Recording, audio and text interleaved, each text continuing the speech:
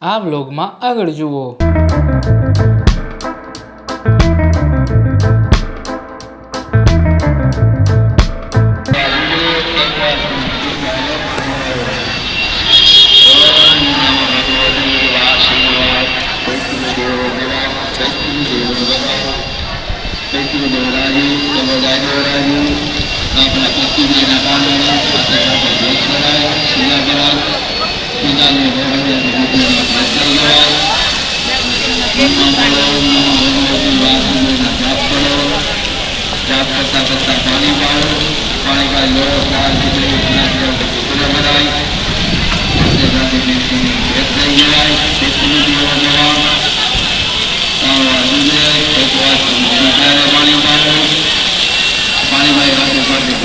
અત્યારે આપણે આવી ગયા છીએ દામોદર કુંડ ઉપર અને ઉપર જે આપણે મંદિર છે રાધા કૃષ્ણ ભગવાન મંદિરે જઈ રહ્યા છીએ આપણે. જઈને હવે અહીંયા આપણે ચપ્પલ કાઢી નાખીએ. આ રીતનું મંદિર બનાવવામાં આવેલ છે. આપણે જઈએ અંદર દર્શન કરીએ.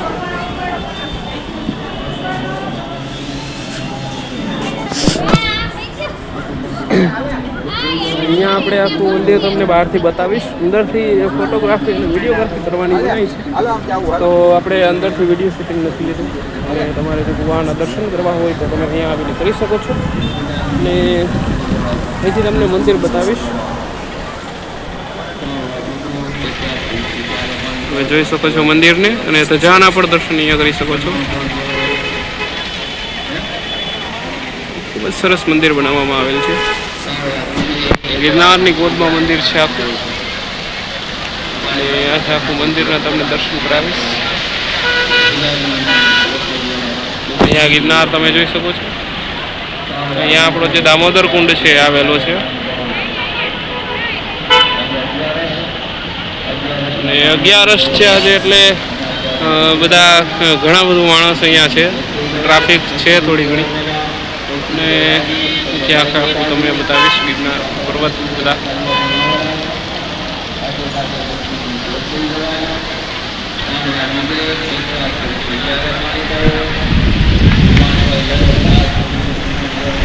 તો આવી જ રીતે આપણે ઘણા બધા બ્લોગ લઈને આવતા રહીશું, અને તમને ખરેખર મજા આવશે. અહીંયા એકવાર આવીને જરૂરથી દર્શન કરજો, તમને ઘણી બધી શાંતિ મળશે અહીંયા.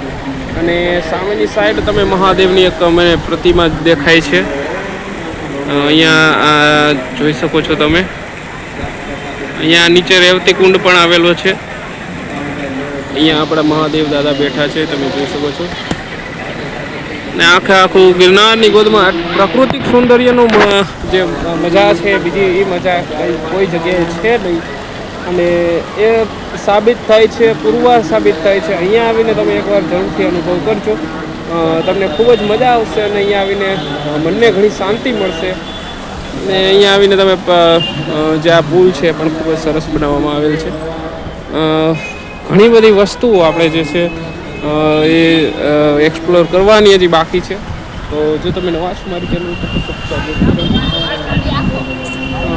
નવા બ્લોગ લઈને આવતા રહીશું. અને એથી આપણે આગળ જઈએ છીએ. ઘણું બધું વસ્તુ અહીંયા છે, ધજાના પણ તમે દર્શન કરી શકો છો.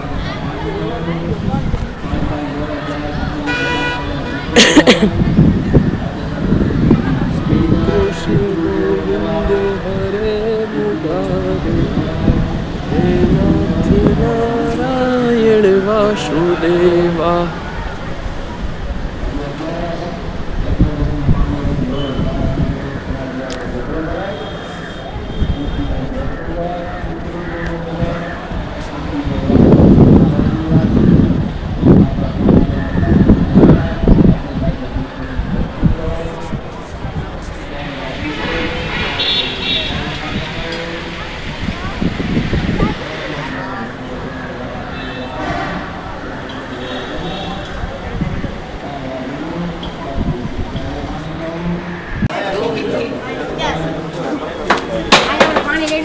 હા ત્યાં છે.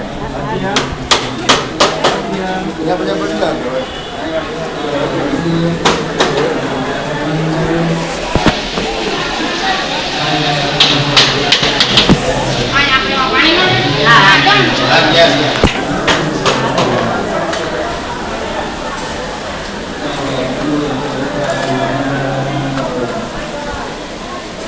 હવે આપણે પાછા જઈએ છીએ આપણે બેક તરફ.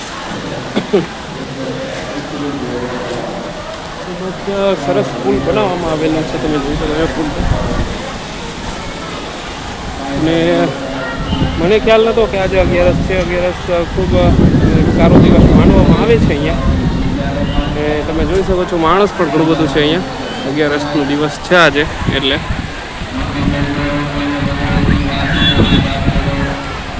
તમે આખા દામોદર કુંડના દર્શન કર્યા અને હવે આપણે અહીંથી નીકળીને આગળ જશું અને આગળ જોઈએ છીએ હવે કોઈ સ્થળ બાકી હોય એક્સપ્લોર કરવાનું. મેન સ્થળ તમને બધા એક્સપ્લોર કરાવી જ ગયા છે મેં. તો આગળ જશું અને જોશું કયું કયું સ્થળ બાકી છે આપણે એક્સપ્લોર કરવાનું. અહીંથી તમને હજુ એકવાર આખું દામોદર કુંડનું દર્શન કરાવું છું ને અહીંયા જ આપણે આવેલા હતા. શ્રી કૃષ્ણ ગોવિંદ હરે મુરારે. તમે જોઈ શકો છો ગિરનારની પ્રાકૃતિક સૌંદર્ય ખોળા વચ્ચે ગિરનારના દામોકુંડ બનાવવામાં આવેલ છે. અને અહીંયા આપણે જે રાધા દામોદર ને શ્રી રેવતીજીનું મંદિર આવેલું છે. બલદેવજીનું પ્રાચીન મંદિર, ખૂબ જ જૂનું અને